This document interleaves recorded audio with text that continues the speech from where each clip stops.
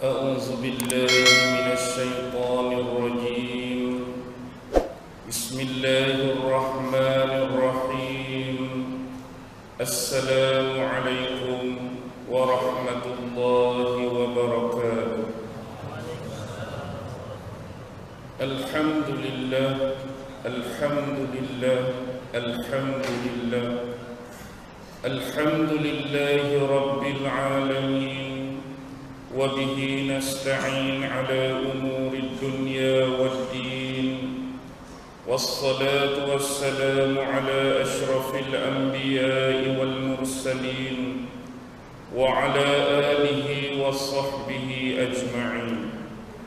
سبحانك لا علم لنا إلا ما علمتنا إنك أنت العليم الحكيم. قال رب اشرح لي صدري ويسر لي أمري واحلل عقدة من لساني يفقه قولي. اللهم يسر ولا تعسر، اللهم يسر ولا تعسر، اللهم يسر ولا تعسر. اللهم صل على سيدنا محمد وعلى آله وصحبه وسلم. اللهم صل على سيدنا محمد وعلى آله وصحبه وسلم. اللهم صل على سيدنا محمد وعلى آله وصحبه وسلم. أما بعد. Alhamdulillah, syukur kehadrat Allah Subhanahu wa ta'ala kerana dengan limpah kurnia, rahmat, kasih sayang dan inayah daripada Allah Subhanahu wa ta'ala, alhamdulillah, pada malam ini sama-sama kita dapat dihimpun dan dikumpulkan oleh Allah Subhanahu wa ta'ala di dalam masjid ini. Mudah-mudahan majlis ilmu kita pada malam ini senantiasa diberi rahmat dan berkat dari sisinya, dan kita merafakkan sebanyak-banyak kesyukuran kepada Allah dengan anugerah yang diberikan kepada kita malam ini berupa kesihatan tubuh badan dan kelapangan masa, sehingga menyebabkan kita semua dapat dihimpunkan dan dikumpulkan untuk sama-sama mencari sebahagian daripada ilmu-ilmu yang diberi dan dikurniakan oleh Allah Subhanahu wa ta'ala, insya-Allah.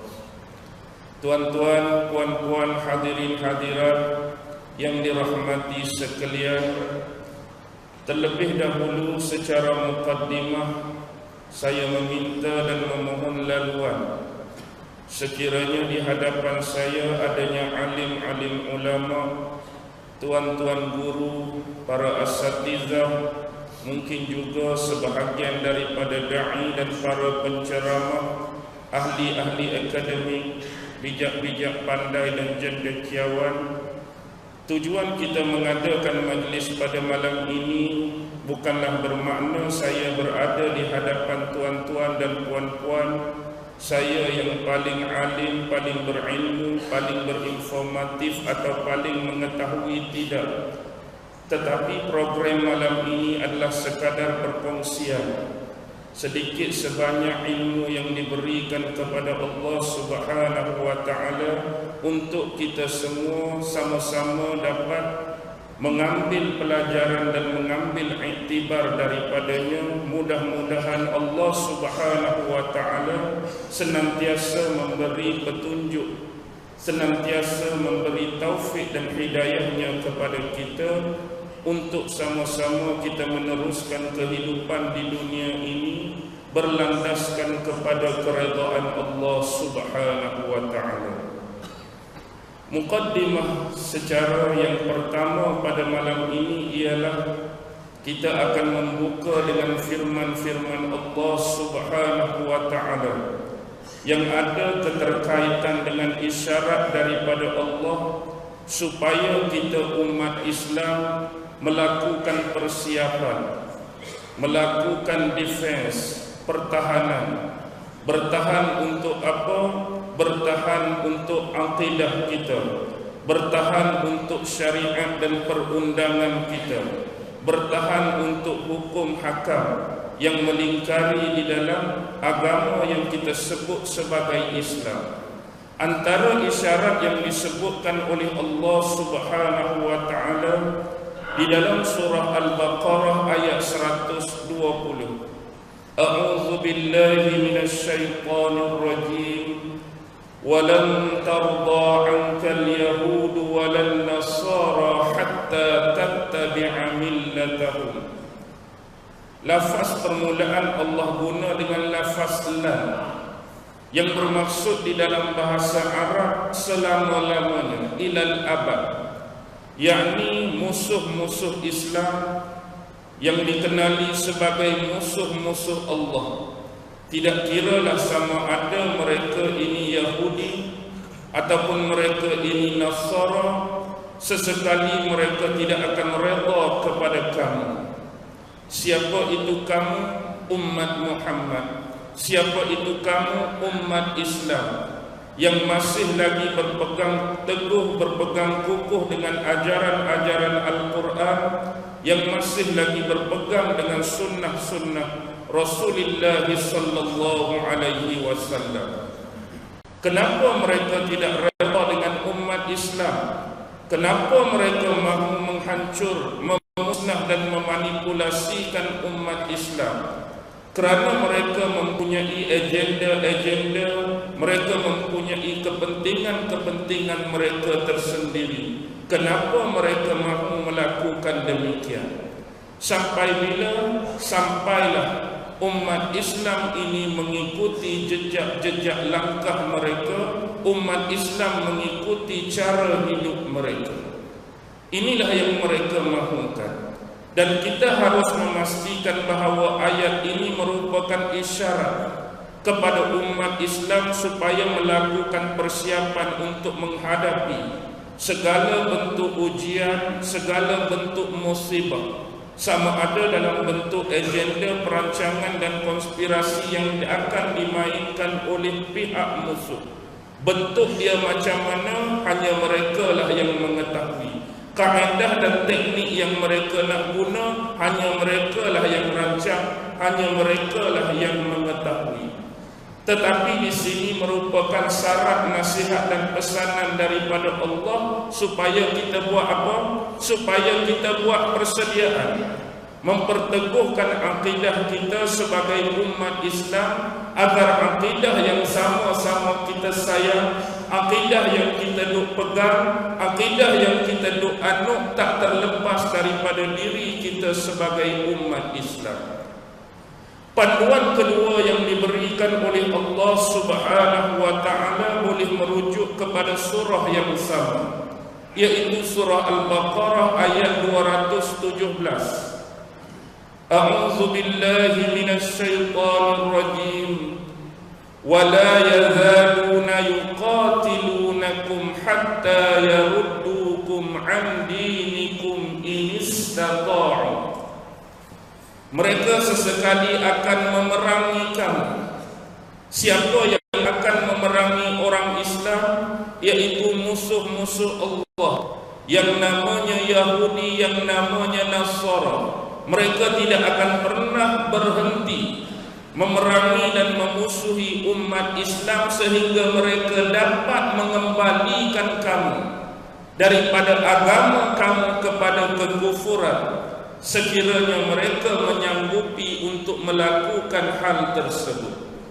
Maksudnya mereka berusaha sedaya upaya mereka untuk mengeluarkan kita umat Islam yang percaya kepada Allah, percaya kepada sekalian Nabi dan perkara-perkara yang ada keterkaitan dengan rukun iman.